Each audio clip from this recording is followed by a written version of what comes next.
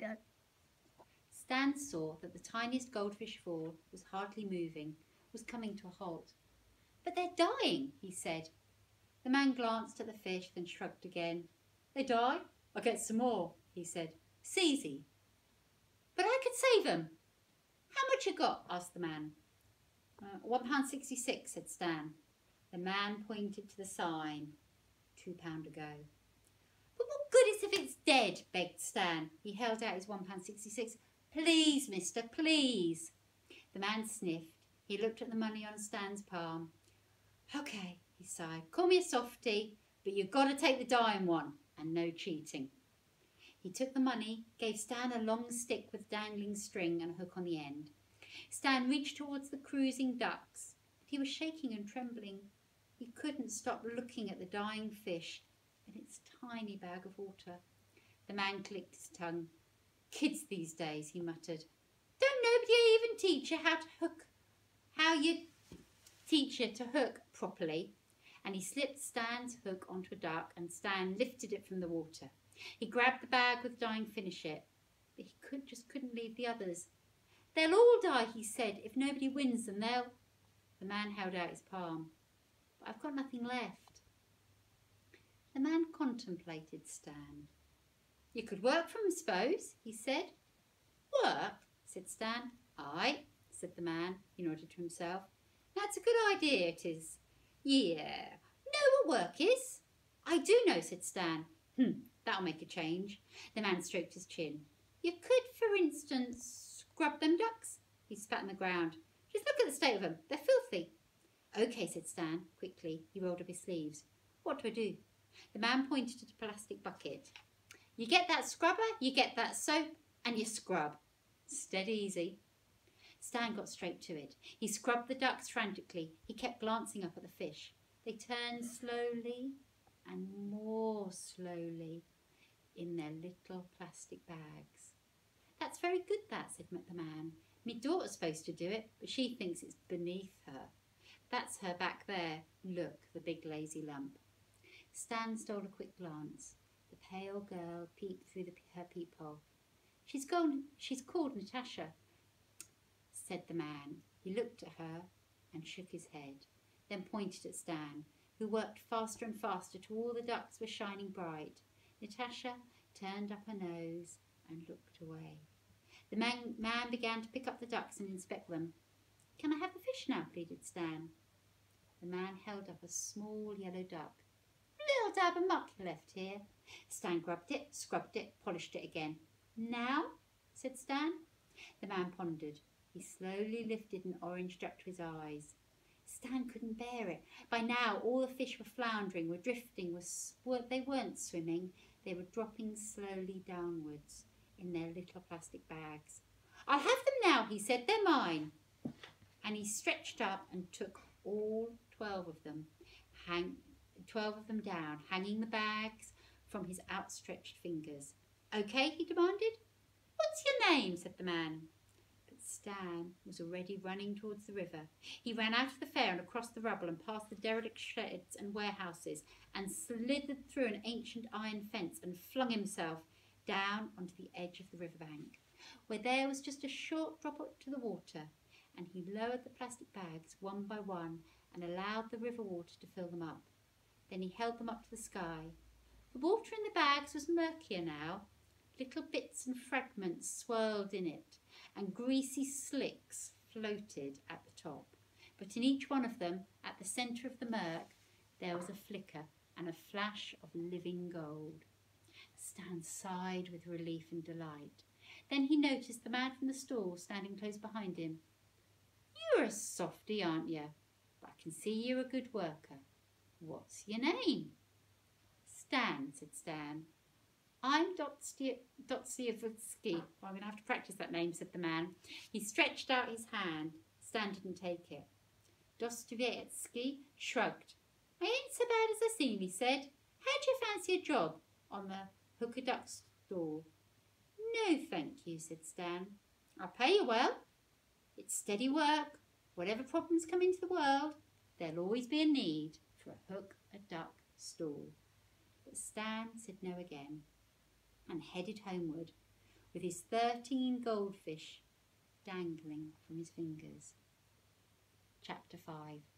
Back at 69 Fish Key Lane, there had been trouble. While Stan was at Hooker Duck stall, a rusty white van pulled up outside the house. It had a massive writing on it. Daft, Department for Abolishing of Fishy Things. www.daft.gov. Something fishy going on? Want to get somebody in trouble? Call the Snitch on a Neighbour line 0191 876 5432. All calls treated in strictest confidence. There was a tiny window in the side of the van. Behind the window there was a telescope pointing straight at Ernie's house. Behind the telescope there was a little man. Just what we funk, muttered the man to himself. How disgracious, how absolutely appalling. He scribbled notes into a notepad. He straightened his shirts. He fastened his black tie neatly. He wedged a black leather folder under his arm. Then he stepped out of the van and rapped on Ernie's door. Ernie, of course, with all the banging and clanging and chanting and singing, heard nothing. The man rapped again. Again, no answer. He leaned down and peered through the letterbox. Aha, he muttered. Exactly what we funk. He called through the letterbox. Open up in there. The Department of Abolition of Fishy Things is come to call. No answer. He yelled again. No answer. He tutted and grunted and stamped his feet. How disgracious. How absolutely appalling. He grabbed the door handle. I is now coming in, he called. The door opened easily. The man stepped inside. He was confronted by pipes, by cables, by whirring wheels and spinning cogs, by buckets and fishes and boxes of tins. He stepped forward, investigating as he went. He scribbled in his notepad. How absolutely disgusting, he said. What a nutter disgrace. He heard Ernie singing. He saw Ernie sprawled across a machine, kicking a lever with his left foot, spinning a cog with his right, clicking a switch with his right hand, pressing a button with his left. Machine, yelled Ernie. Machine, machine, machine, machine. Ahem, said the investigator. Ahem. Ernie looked round.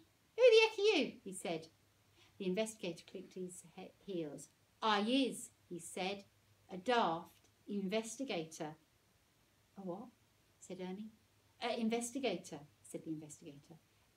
Investigator, what investigates things, strange things, peculiar things, things which shouldn't even be things. He stepped a little closer. Fishy things. He narrowed his eyes. And there's something fishy here, mister. He raised his pencil, ready to note Miss Ernie's name. Mister, none of your business, said Ernie. He broke free of his levers and switches. Mister, get out my bloomin' house, he said. Mister, who do you think you are coming in here without a by your leave? Mister, if you don't shift your bum, I might just have to kick it. Mister, the investigator raised a hand. Not a very intelligent approach, he said. You is talking to Mr. Clarence P. Clapp, Esquire, trained investigator, first grade, with 7 stars, 2 pips, and a certificate by none other than his grand fishiness, the department leader himself. Touch me, and you is in deep, deep trouble, Mr. Ernie clamped his lips tight shut. Ha, said Clarence P. Clapp. The tight-lipped method, the silent approach. I has been taught everything there is to know about that method, and let me tell you, it will get you exactly nowhere. He cast a beady eye around the house. This, he said, is not allowed. Nor is this, and nor is this, and nor is this, and nor is this. And this is absolutely disgracious, and that is absolutely appalling. And this thing here is the worst thing I has ever saw. He scribbled a little more. He pursed his lips and narrowed his eyes. What exactly has been going on in here, Mr. Silent? Nothing, said Ernie. Clarence scribbled down his reply. And, he continued, how long exactly has it been going on? Never, said Ernie.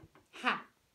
These answers, I know, is nothing but a tissue of lies. My training has prepared me for everything. I see what a disgracious state of affairs exists here, and it cannot go on, and it will be stopped. Oh, yeah? Oh, yeah, said Clarence P. Clapp. I has the letter of the law on my side. I has the power vested in me by the High Chief Investigator of Fishy Things.